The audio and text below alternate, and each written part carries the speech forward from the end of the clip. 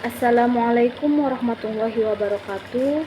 Perkenalkan, nama saya Andini Febriani dari Program Studi Pendidikan Bahasa Arab, Fakultas Tarbiyah dan Ilmu Keguruan, Institut Agama Islam Negeri Pontianak. Di sini saya akan menyampaikan materi tentang sejarah perkembangan bahasa Indonesia. Manusia dikatakan sebagai makhluk sosial yang tidak dapat hidup sendiri, memerlukan adanya suatu interaksi. Salah satu alat untuk berinteraksi adalah bahasa.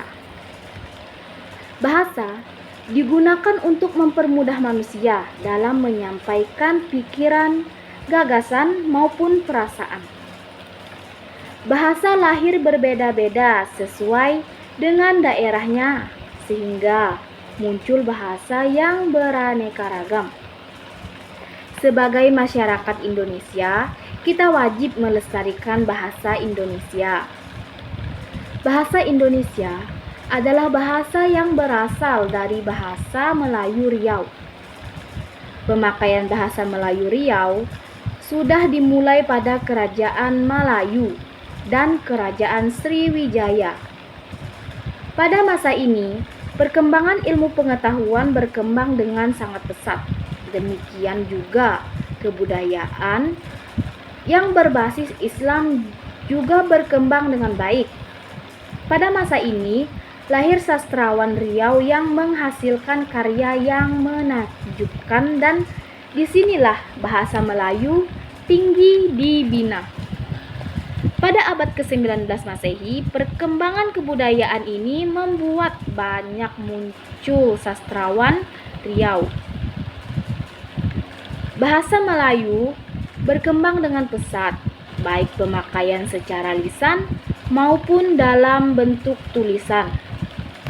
Bahasa Indonesia sebagai bahasa persatuan oleh para pemuda yang mengikuti Kongres Pemuda kedua di Batavia, sekarang dikenal dengan Jakarta, pada tanggal 27 sampai 28 Oktober 1928. Saat itu, para pemuda dari berbagai organisasi daerah mengucapkan ikrar bernama Sumpah Pemuda. Butir ketiga menjadi pijakan atas pengakuan bahasa Indonesia sebagai bahasa persatuan. Bahasa Indonesia terus berkembang seiring berlakunya ejaan Pan-Opuijisen.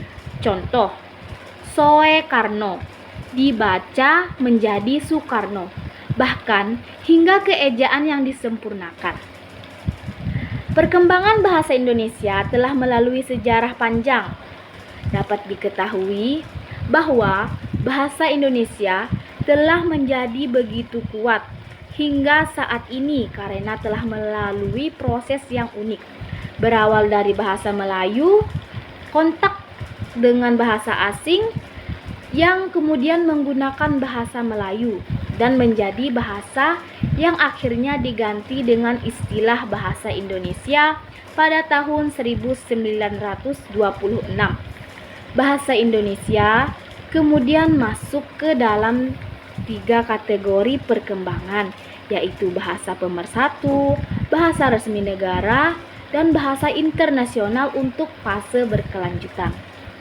Demikian yang dapat saya sampaikan, semoga bermanfaat. Lebih dan kurangnya mohon maaf. Wabillahi taufiq wal hidayah. Wassalamualaikum warahmatullahi wabarakatuh.